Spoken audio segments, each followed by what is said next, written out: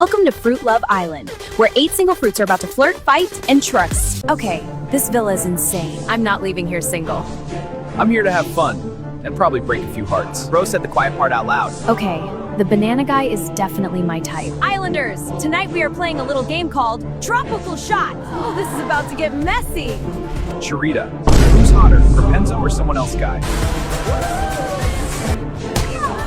Hey, bring it, stay calm! I said stop! Why am I sitting on the floor, you're asking?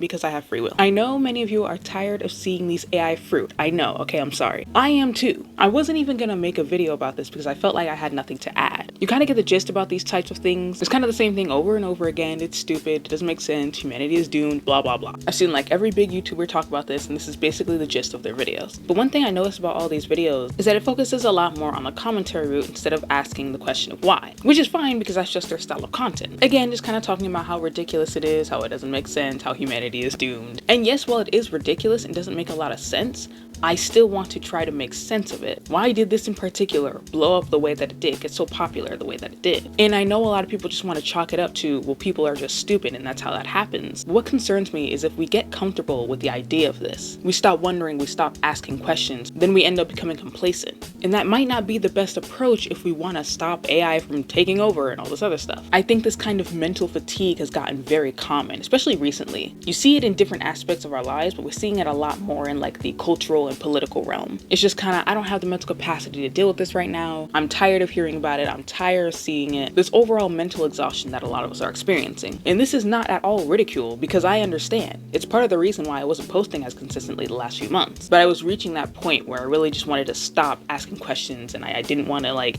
think anymore. Like sometimes it's just exhausting to have to overthink everything. But we must resist the urge. There is always a reason, and several reasons at that, for an event to occur, especially when it comes to social events. And while I'm not telling everybody to go psychoanalyzing people's behavior 24/7, I'm only proposing that maybe we should not default to the explanation of anything happening as it just being humans being stupid. I think we should still be trying to look a little bit more into the implications of the change, all the factors that go into it and why it might be happening, so we can also prepare ourselves for this change and not become victim to this change. Because as much as we like to think that, well, that would never be me, it could. So with that being said, why is it that the AI fruit got so popular so quickly? What about it do people love? I'm not gonna lie, my very first thought was that the creator was just buying views, and I am still kind of under that impression. Now the page has been since taken down, so you can't really go on TikTok and go to the OG page. There's probably a bunch of re-uploads or people like pretending to be this person, but the actual page has gotten taken down by TikTok. But according to other people and the videos that I've been watching and the screenshots that people have been providing, this channel or this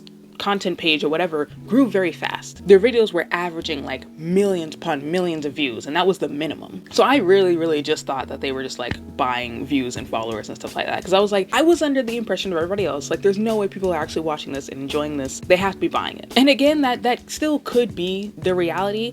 But if we're once again trying to really think about humanity as a whole, there could be another reason. The alternative is there are actually people watching this and enjoying it. And then I first had to remember that this was like a little parody or remake of Love Island, which was also a very popular show. I have not watched it. I have no intention of watching it. Reality TV shows are really not my thing, especially ones that have to do with romance. They're kind of just annoying to me. So like me and my own preferences, I don't find the appeal in Love Island. But if we're zooming out and really thinking about it from a general standpoint, it's not hard to see why the show got as popular as it did. People like drama, people like to watch other people suffer, and as much as nobody's willing to say that out loud, that's the fact. We enjoy watching people struggle, we enjoy watching them get into messy trouble and stuff like that. And this can be in several different ways. Again, it doesn't have to be romance. If you like true crime, if you like action films, all of them have an element of watching somebody have to struggle in order to get somewhere. And Love Island is obviously not one of the only shows that's done this. This kind of genre has existed like a lot in the past, but it's just the one that got super popular. I think it was like last summer. It was like show of the summer or whatever. The show was already popular. It's already well liked. So making a parody version of it or a remake of it is not really a bad idea. I don't know why they chose fruit, but that's just how it went. I wonder if the person who made it was probably thinking of all the innuendos that they could make because it's fruit. You sure you can handle me? I'm literally a banana. Is this why you made them fruit? Just so you could do this? But in all honesty, it's not really like a bad idea for what it is. If it was a parody made by humans, it would probably be a little bit more liked. Or at least depending on how it was made. Because another one of the biggest complaints that I've seen creators talking about was how it wasn't good. When you actually watch it, there's so many problems with it. Half the time it doesn't make sense. The lines aren't very good. So one of the biggest things creators were talking about was like, oh, why do people even like this? This is not even good. Why are people watching this? But I do have to remind you guys that things don't necessarily have to be good for people to like it or enjoy it. It could be a thing where it's so ridiculous that people start to like it. There are people that will even watch bad movies, or at least movies that aren't super polished or anything like that, just for the fun of it, because they actually enjoy doing it. But there's another aspect of it that makes us like certain things, and it's not so much about liking, but just more about us being more familiar with it. And that's the first part that I want to get at. It's exposure to AI. In the very beginning, when AI films and like videos had gotten popular, like Will Smith eating spaghetti, it was weird, it was uncanny, it wasn't realistic, it was just all these other things, and it made us very unsettled. But now, as people talk more about AI, review more of these AI videos and AI photos, you're getting more exposed to this type of content. I mean, over the past few years, how many content creators have we seen making entire compilation videos, reviewing and reacting to some of these like really weird and silly AI videos? Which again, not their fault, that's their type of content, that's perfectly fine. But the point is, people are getting more exposed to it, people are seeing it more. And mere exposure is enough for us to get used to something and to start liking it. Just in general, our brain likes familiarity. So it's like at first we were kind of wary, we were kind of like, ew, what is this? But then we see our favorite creators talking about it and our favorite creators reacting to it, and they're making it super funny. Will you please? We see creators talking about it, making videos about it, reacting to it, making jokes about it as well. These videos normally tend to be funny and entertaining, so it kind of becomes a joke. It kind of becomes like, oh my gosh, look at these AI videos, they're so bad.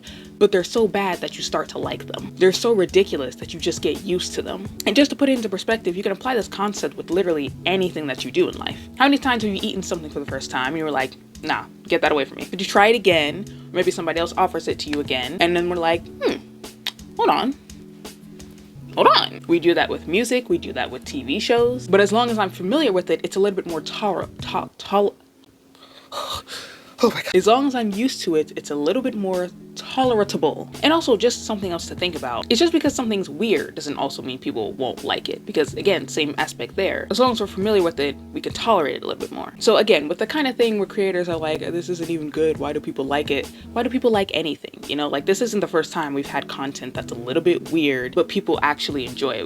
We do this all the time. And another thing we need to keep in mind too, especially when talking about AI, I just want to kind of briefly throw this in there, but is the thought process that AI isn't good, and that's why that we shouldn't like it and, you know, should get rid of it and stuff like that. What we need to remember is that the main problem with AI is not whether or not it can be good, because yes, it can be inaccurate and it can mess up sometimes, but there are other times where it can be very accurate, where it can actually be very good. We've seen videos of the deepfakes that it makes where it looks very real. We've seen the art that it can create. It has gotten a little bit better at writing. AI can be very good, actually, depending on the prompt and who is using it. But that's not where our real beef should be at. It's the value that comes from it and the fact that it was not made by a living, breathing human being. Sure, it can make decent art, but all you did to create that was press a button. There was no thought process, there was no time, there was no effort. And that's what makes an AI creation not as valuable. At least to us, in our minds, that is what makes AI art not good. It's not the fact that it can't objectively be good, because it can. And I don't think we should be so hard pressed on the idea that, look, what AI is creating is not even good.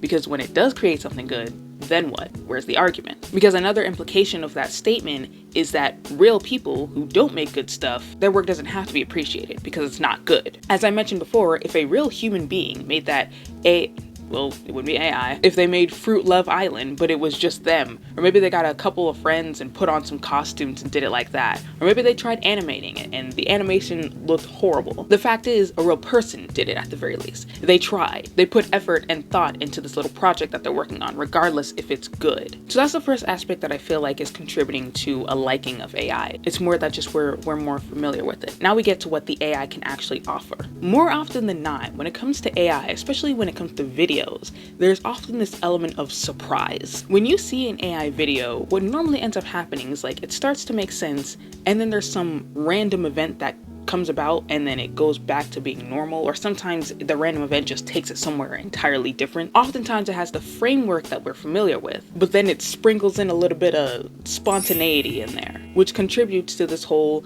our brain constantly needing stimulation issue that we're having. And by issue, I mean at least the way that we talk about it is an issue. But I do very briefly want to touch on that too, because I feel like it's another one of those phrases that we kind of just throw out everywhere. Our brain constantly needs stimulation, these dopamine hits, this, that.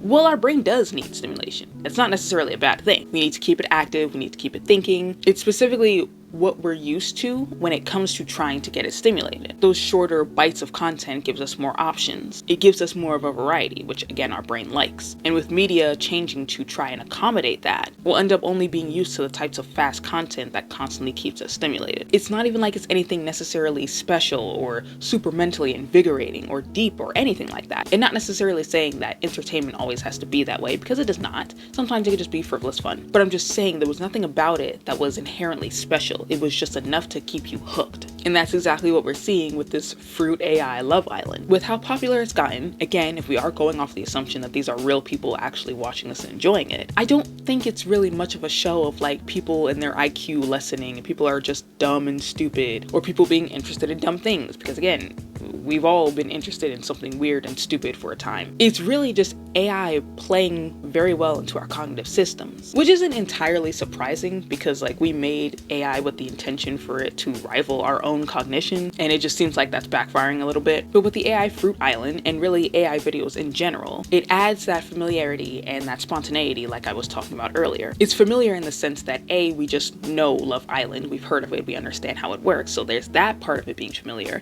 but then there's also the familiar part of the AI itself. The way that it looks, the sequence of events, how it moves, how they talk, we've gotten used to the way that it is. But if you actually watch it, some of the episodes that you see in this AI Fruit Love Island, it's like they'll be sitting down talking, chatting, whatever, and then suddenly her cup explodes with water or whatever that was in the cup, suddenly out of nowhere for no reason. And oh, okay, they're sitting down, they're chatting, they're okay, and then they jumped into the pool. Okay, we got a new player on the island. Okay, here she comes, body T. Oh, a cartwheel, cool. Okay, why did she do a cartwheel? It's like everything they already know about the actual show is there, right? Like they get the gist of it, they see how it works. But then you just throw in these random curveballs that nobody expects. And I think people really like it. I mean, when you think about it, like, don't we like plot twists in shows and books and movies and stuff like that for the reason of it becoming a little bit more interesting? It's like we're used to the framework. We can kind of predict and see a pattern with the actual storyline. We can kind of see where it's going. But then you throw in a plot twist and it's like, whoa, something new, something exciting, something to stimulate your brain. AI shows and this fruit AI thing is basically that, but just on a very compressed and shorter time frame. It's like the perfect mix of everything our brain likes. Our brain doesn't like anything that we can't predict, anything that doesn't have a pattern. It makes us feel out of control, it poses a threat. So we don't like things that are super new and weird and strange. We don't want that. But then also, when you do the same thing over and over again, and when you expect everything all the time, it gets a little boring, doesn't it? So we also want a little bit of a flavor. We want a little bit of something new, you know? So it's like these AI shows take both of those aspects and mesh them together.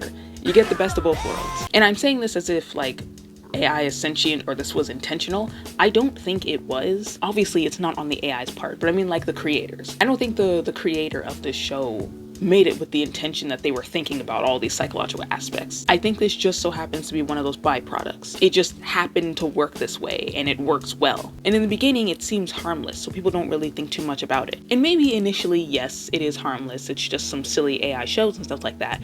But as we've seen with the way that this technology is moving, it can pose an actual threat in certain circumstances, which is why my main proposal for other people and other creators who kind of chalk this up as just people being stupid is to resist that mental exhaustion and instead continue to ask more questions of what could actually be causing this or contributing to it, and ways that we as individuals can combat it. Because if you kind of just chalk it up to an intelligence thing, it's like, well, what are they supposed to do? Just get smarter? Like, again, I get it. I'm not saying there's not dumb people that exist, but there's clearly a lot more psychologically that's going on. I mean, the way that all of our technology plays into our psychology is deliberately done, and it absolutely could happen to us, regardless of how confident we are that it won't. I mean, take a look at social media. I'm sure you probably didn't think that you'd be the type of person who has to go running for your phone and staying on TikTok for like hours at a time. But here you are, doing those things, and having it be very difficult to stop doing these things. So the same way that is happening with social social media and other technology, why couldn't it happen with AI? Going back to my video on clocking culture, I think we just need to practice a little bit more humility, being a little bit more humble and understanding about certain situations so our pride doesn't let us fall victim to these problems. One of the good things I do think is coming out of this whole entire saga of like AI and just technology in general is that I will say it's very, very good for cognitive psychology. And as somebody who has a very, very big interest in that field, I'm a little excited about it. Because the thing is, like, cognitive psychology doesn't get the same praise and attention. Like, I feel like it's very underrated because it's not as marketable, right? It's not as marketable as like abnormal psychology, because everybody wants to know mental disorders, right? Everybody wants a quirky little mental disorder now. Or like everybody cares about like attachment styles or dark psychology, which isn't really a thing, but I still have to make another video on that. I literally interviewed like an actual psychologist who studies this type of stuff that I have to be working on. So like, yeah, I'm gonna get to that. But cognitive psychology tends to be not as marketable, not as digestible to the masses in pop culture, but it seems like finally people are starting to pick up on it because it actually has to do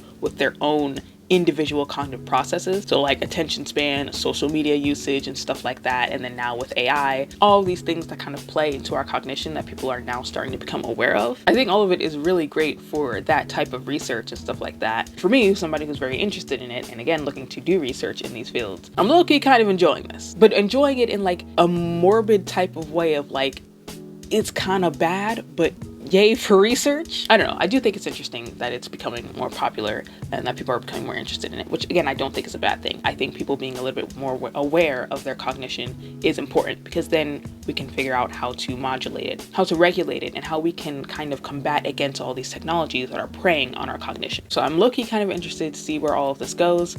But that is all I have for you guys today. Thank you so much for watching. Leave some of your thoughts in the comments as to why you think it got as popular as it did. I'm sure there's plenty of other reasons. Something I did also want to mention is that it's kind of bright and colorful and also has the animation style of like a Disney show or something like that. So part of me kind of wonders is if a large chunk of the audience was children too, which is a little bit disturbing, and I hope that's not it. But just speculation, just a thought. Let me know what you guys think. Thank you so much for watching, and I will see you in the next video.